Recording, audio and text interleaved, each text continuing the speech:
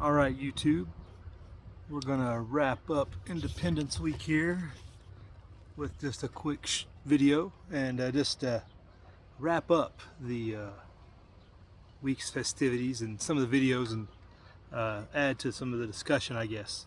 So I hope everybody enjoyed it. If you haven't seen any of the shorts, there'll be links below, a whole playlist, mostly shorts, so it's like 8 minutes of shorts, so it goes by quick. So check that out if you haven't.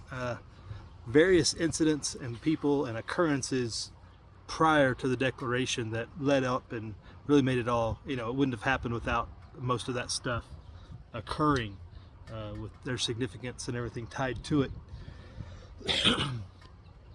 And I think what I'll just close with, and just to emphasize, is just do your part.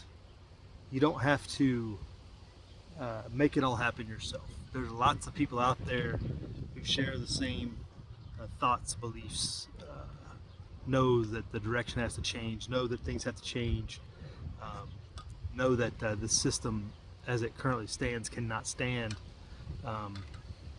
if we're to enjoy any sort of freedom at all in that case.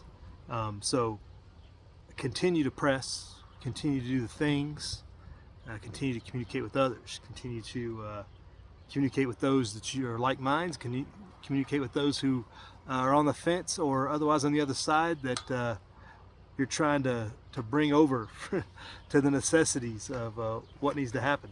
And if you look back at some of the, you look at some of the history of this, and we didn't get into it, but almost 100 years before, at least 70 years before, things were already occurring.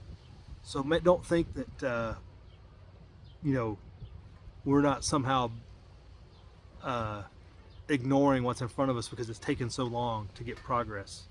A lot of the acts and imposition of trade restrictions were in the early 1700s were implemented, and people were fighting back against that. There was an article that I didn't share, but it's linked in there in some of the dates, I believe. It's called Smuggler Nation. The British considered America a smuggler nation, and that caused them to tamp down a lot on some of those regulations and stuff because they considered it to be just a lot of smuggling going on, illicit activity, freedom, as we might call it. And we're back here in almost the same spot. You can't conduct business without the government getting their cut, right? At that time it was the king getting their cut. Now it's the system. This big. It's so much harder now to identify who the real problem is because it's such a big, overwhelming conglomerate of just bureaucrats and rules, and it's in a lot of ways it's harder to fight. So take that for what it's worth too, that we don't have somebody we can focus on right now. And anytime you focus on somebody that supposedly is a figurehead, they're not really the figurehead. So understand that it's going to be a lot different, but it's still going to take a lot of the same events, a lot of the same type of occurrences, a lot of galvanizing of opinion.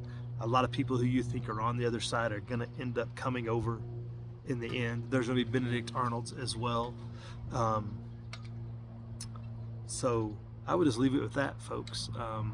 Continue to press. I did a video way back when, I think it was right after Burns, Oregon, that I said you just have to play your part. You have to know your role.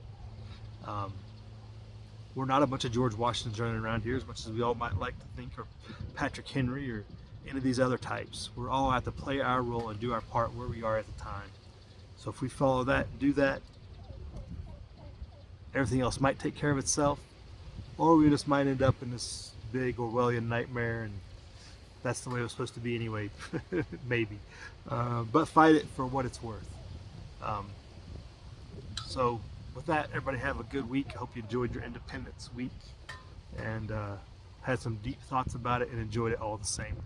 So prep hard, live free.